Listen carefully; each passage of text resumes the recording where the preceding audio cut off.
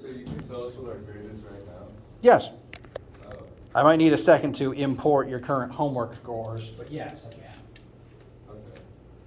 I can also like run a calculation of, like, if your goal is to have a B in the class, what do you have to make on the final? Shout also Can like you do that as a class? Yeah. Okay.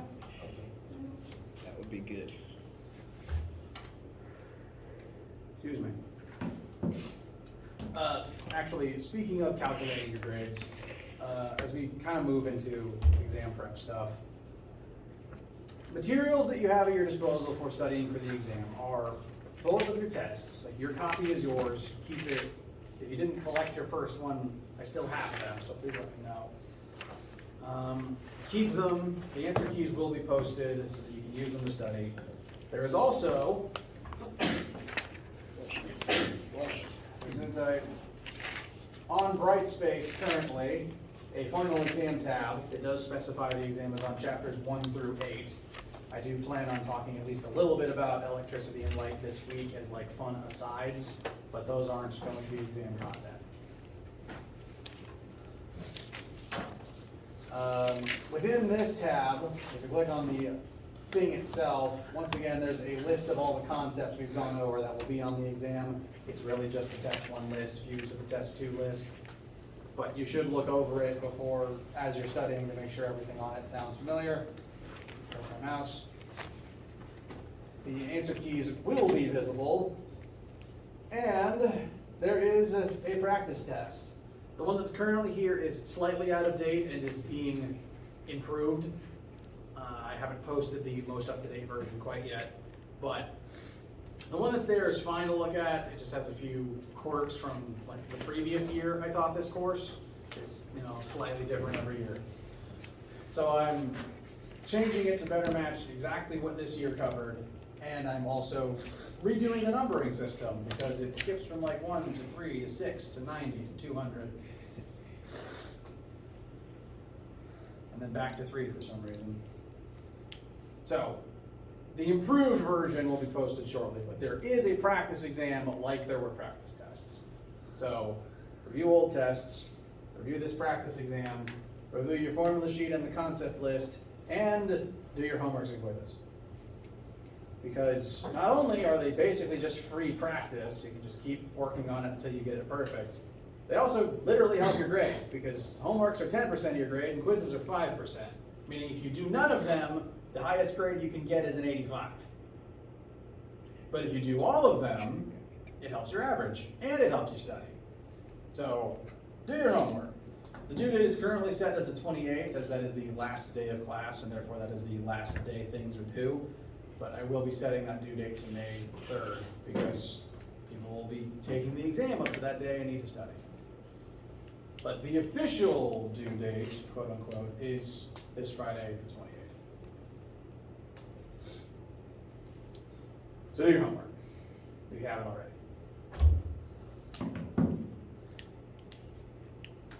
And my main focus for this week is going to be review questions, like going over the practice test, the practice exam, answering any questions from you guys, and I'm going to make sure you're as prepared as you can be.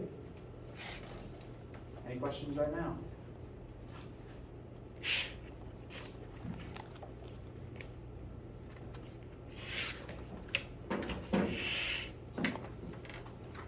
All right.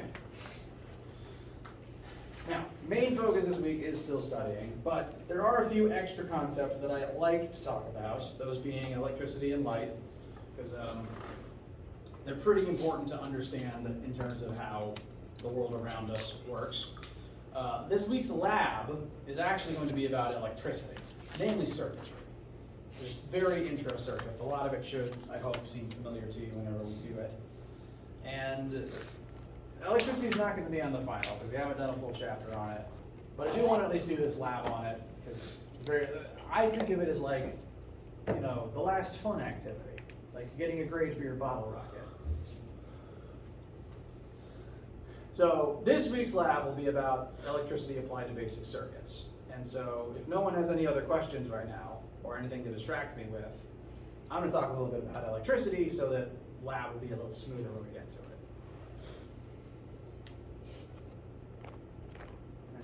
debate or, what's the word I'm looking for? Conundrum. That's a good word. Debacle. That's also a good word. Um, Any points of contention with that plan? All right. Well, when talking about electricity, I kind of like to start at the beginning. How do you think humans first figured out electricity was a thing? Lightning. Lightning. Yeah, it's a pretty simple answer. You see lightning in the sky, you think, why is that? Someone gets struck by lightning, you wonder, what was that? Turns out there's a park ranger who's been struck 7 times and survived each one. He's covered in like very unique burn scars from it. 7 times? 7 times. And the probability of being struck by lightning, like, super low? Yes, but if you are a park ranger and therefore climbing mountains and trees, Sure. and if you maybe have raised iron in your blood, that does increase your chances. That's great. I don't know, like, different people have different charges and conductivities and iron contents, so he just might be the human lightning rod. Maybe. Conversely, at least jokingly, someone has invented an anti-lightning rod because there's I don't know if this is statistically true or not, but it's said that the one object that's never been struck by lightning is a porcelain toilet. Oh. So someone stuck a porcelain toilet on their roof, and the building's never been hit by lightning. Okay. Well, It's not good data, but it's data. got a toilet on the roof. Yep. Now, It's like some Beverly Hills. first time we ever saw electricity is because of lightning. And lightning and circuits happen largely because of the same reason. Like the current in the wall happens for largely the same reason lightning happens, and that is the electric force. This is the formula for electric force, the force between electric charges. And you've probably felt the electric force before if you've ever been charged, and like if you've never had long hair, you may not have noticed this part, but when you're charged, your hair tends to stand on end.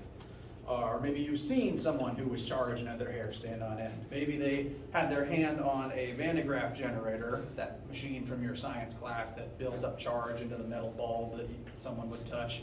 Or maybe it was just playground equipment, the big plastic tubes that they have on playgrounds and Chuck E. Cheese and stuff that would build up a charge, and then someone's hair would stand on end in there. The hair standing up is a result of this force. What this force causes is it draws, well, it's a force between 2 objects with charge.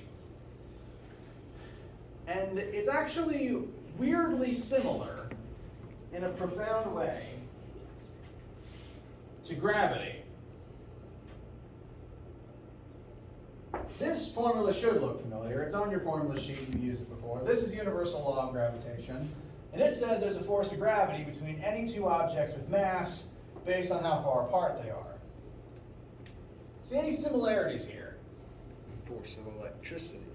Yeah, force of electricity equals a constant times 2 fundamental aspects of 2 specific objects divided by how far apart they are. That's because gravity and electromagnetism are siblings. In upper level physics, you may learn about the 4 fundamental forces. These are the forces that literally hold the universe together. If we didn't have if any one of them was missing, the universe would look radically different. And those 4 forces, considered to be like siblings or different sides of the same coin, or coins don't have 4 sides, different sides of the same pyramid, are gravity, the weak nuclear interaction, the strong nuclear interaction. These 2 hold compounds and atoms together, so you start learning about that in chemistry and atomics types of forces. This creates compounds, and this creates atom bombs and radiation. And the fourth member of this family is the electromagnetic family. Again, it's part of the same categorization as gravity. They are literally siblings. And I'd argue that these 2, out of this whole family, are the most similar to each other. Like, they're all siblings, but I'd call these 2 fraternal twins. we look at their formulas. Now gravity happens because two objects with mass exert gravitational fields. If something has mass, doesn't matter how big it is, it's creating a G field. And this force happens when two objects are close to each other and their fields overlap. So since you have mass, you create a G field, and it's currently overlapping with the Earth's G field, which is a lot bigger. And that creates a gravitational force between you and the Earth. That's why gravity can act at a distance, whereas contact forces require contact. Gravity is a field force. It operates as far as the field goes. And electricity, the electric force, and similarly the magnetic force, which is like a second side to this already four-sided coin, is very similar. Because rather than mass, it is affected by charge. Masses give off G fields, charges give off E fields. And those E fields work a lot like G fields. Something has mass, it creates a G field that attracts it to other G fields. If something has charge, electric charge, it gives off an E field that then reacts to other E fields. And this is why charges attract and repel other charges. It's literally the same way gravity works. We don't tend to notice it all that great because as far as like the human perception is concerned, gravity is like the one of these that's king, right? You see gravity everywhere. Gravity's the weakest member of this family. Gravity's the babiest sibling. The strength rotation is actually, gravity's the weakest, followed by electromagnetism, followed by weak nuclear, followed by strong nuclear. Gravity's the weakest. You don't really notice the electric force all that much because you, a large composition of all types of charge, tend to be neutral most of the time. Your body tends to contain mostly the same amount of protons as electrons, and overall your charge tends to be zero for that result. These represent the subatomic particles that make up everything. That includes mass and charge. Protons are positively charged and have really teeny tiny mass. Neutrons have no charge, and they are slightly less tiny than protons. And then there's electrons. Their charge is negative, and they are the tiniest thing with mass you'll ever interact with reasonably. So is it because our bodies are, like you were saying, balanced out, right? Mm-hmm. Or neutral? That's why we can touch batteries and be fine, right? I mean, I still wouldn't recommend holding both ends at once or licking it, but that's a slightly different thing, actually. That's due mostly to the weak voltage of the battery and the high resistivity of human skin. Like I've seen somebody take a battery that's grounded, touch the positive side, and touch a starter solenoid, and it starts. The human was okay? It was fine. Okay. I know. That's only 12 volts, right? I don't, like, depends on the battery. Is this a car battery? Yeah, like in a car. Car battery is a 12 volt? Yeah. I just, 12 volt system. It charges at 14, but he grounded the battery like just a regular ground. Touched the positive, touched starter solenoid on the firewall, and it started. It was grounded. Yeah.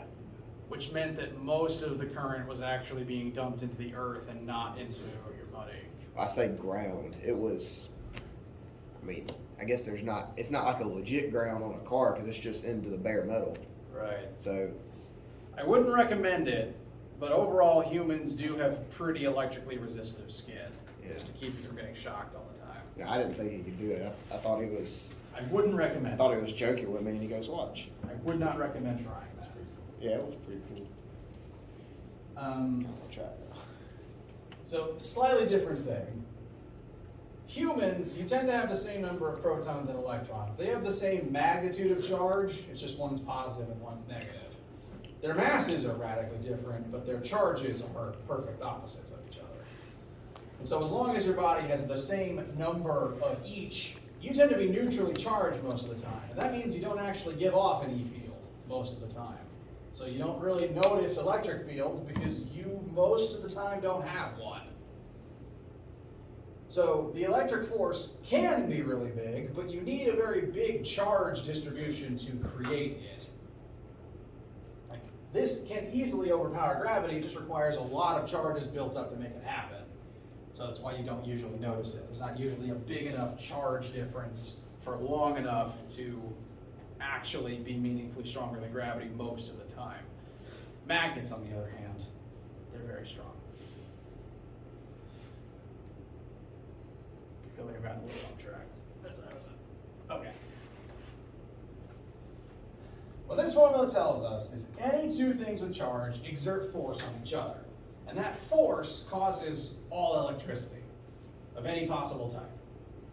Literally, that force pushes these particles around, and those particles being pushed and moving forms the basis of electric current. Electric current is the term for the net flow of electrons due to this force. If this force is taking a bunch of electrons and shoving all of them together in one direction, like say a bunch of water in a river flowing in the same direction, that is a current. And when that current flows through things, stuff starts happening. We do tend to consider it only electrons though, because protons don't tend to flow. Protons are stuck inside of atoms for the most part, and it tends to be kind of a big deal if you rip them out. So even though protons have charge, usually they're not free swinging, like they're not freely able to get pushed around unless you're pushing the whole atom most of the time. Electrons, since they are disconnected in the electron cloud and often able to freely jump between atoms, they tend to be the ones that flow most as a result of this force. Also, since they have teeny tiny masses, the force tends to accelerate them pretty powerfully.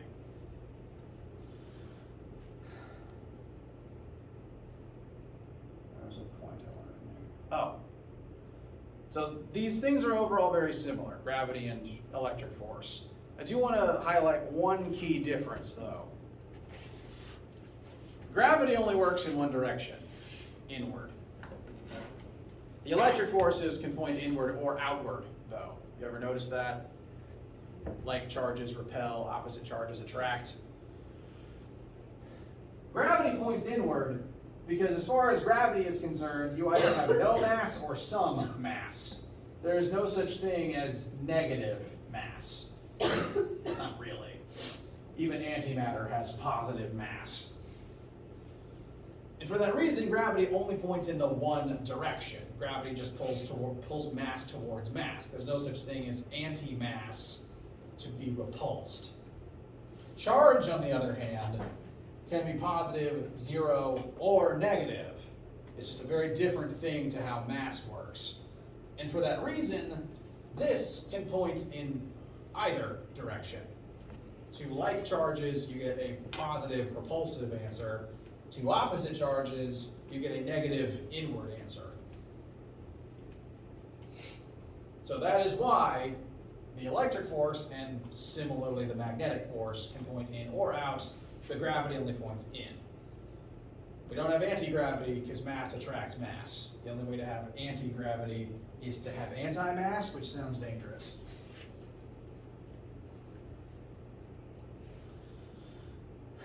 So, this force and the way the charges work is why it can point, the force can point in either direction, in or out, and this force is what creates electricity. Because this force is what literally has to push all these electrons through a system to actually power it. And this force, to kind of tie it back into lightning, can be induced artificially, but it also occurs naturally. It occurs naturally whenever you've built up a large amount of either positive or negative charge, and that charge wants to do something. Because if you, well, once again, lightning is, as stated, the first source where humans were really consciously aware of electricity. And lightning, again, happens because of that formula. Charge can be generated through friction. Charge can't be created or destroyed, but you can take electrons from one place and send them somewhere else. And doing this or more accurately, wool socks on a rug, is able to, through friction, take electrons from one place and send them somewhere else. In the case of, again, socks on the floor, it takes electrons out of the floor and puts them into you and your hair and then your finger. So that's where that static buildup comes from. But all friction is able to do that, and that includes the friction between clouds. Because clouds are objects, they're not necessarily solid, but it's still matter crossing against matter when a cloud moves against another cloud. Frankly, even wind inside of a single cloud can generate charge because, vapor across vapor, still friction in a way. And for that reason, storm clouds tend to generate large amounts of charge buildup from the atmosphere around them.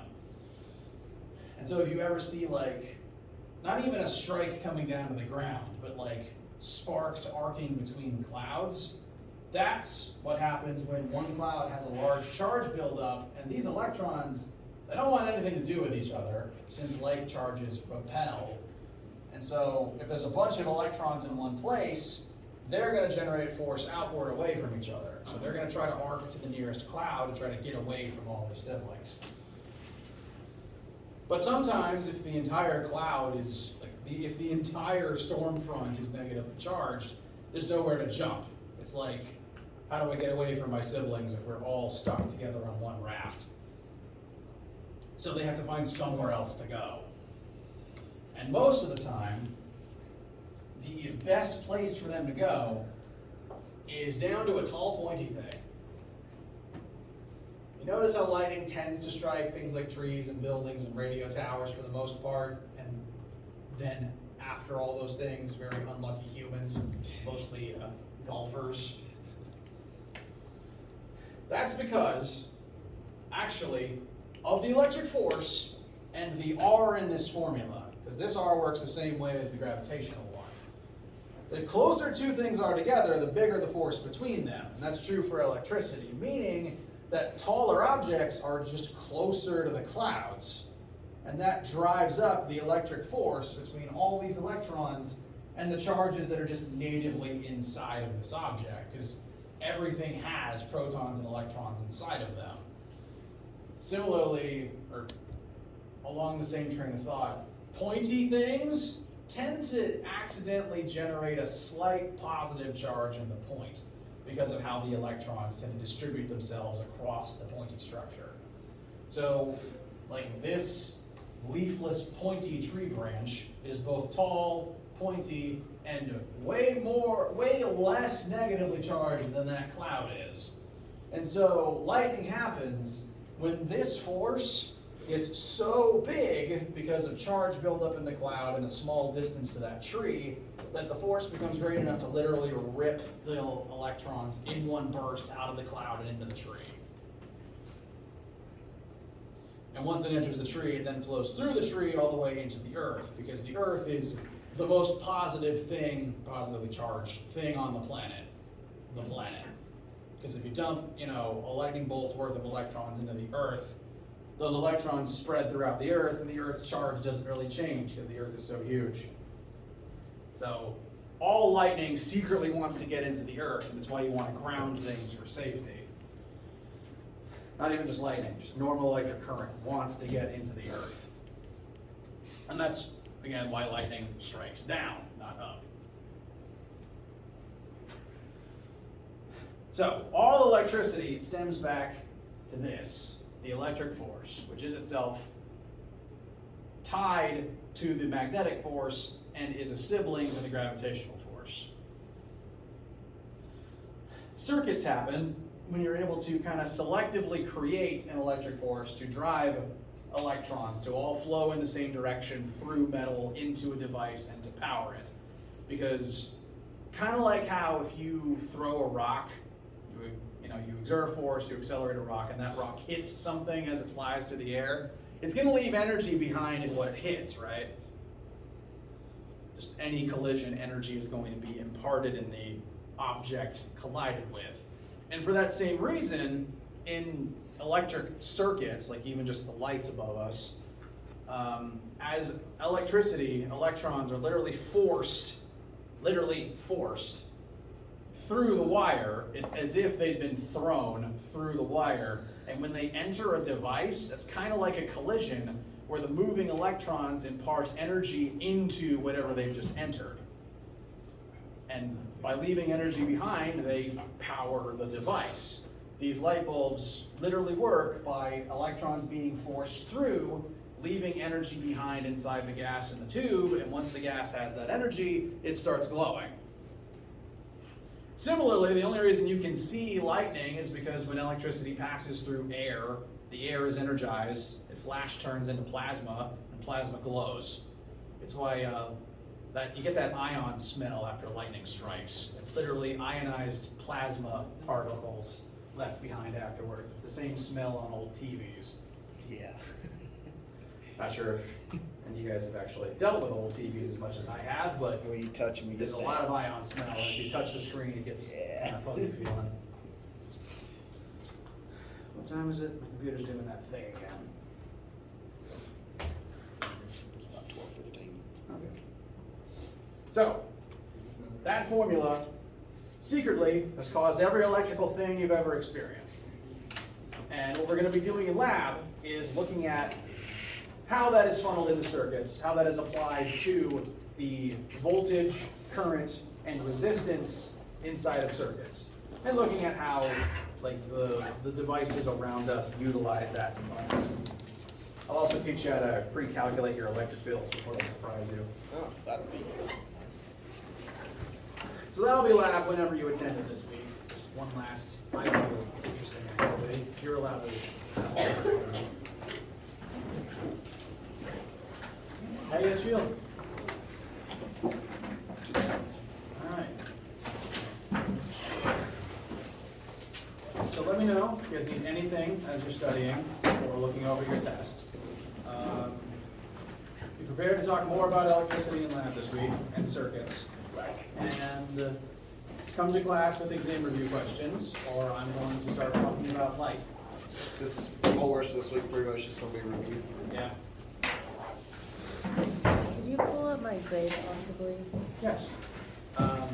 If anyone wants to know their grade, I don't have the most recent homework scores imported, but I can show you what's currently here. And have a great day. I don't mind how to do it. Good job.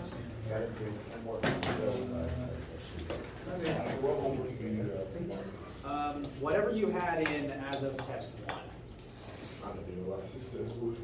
Well, this is your line. So, as of test one, that was the homework and quiz. These are your two tests averaged here. So this is your current grade, factoring in that and no final yet. Now, if hypothetically you went back and did those, all of them, that would jump you up to here. Okay. You said the test is in there too? Yeah, both tests are here. This column is the current score without the final in it. Gotcha. And when I add the final in, it'll automatically fix this column to represent that. Okay, gotcha. Appreciate you. Welcome.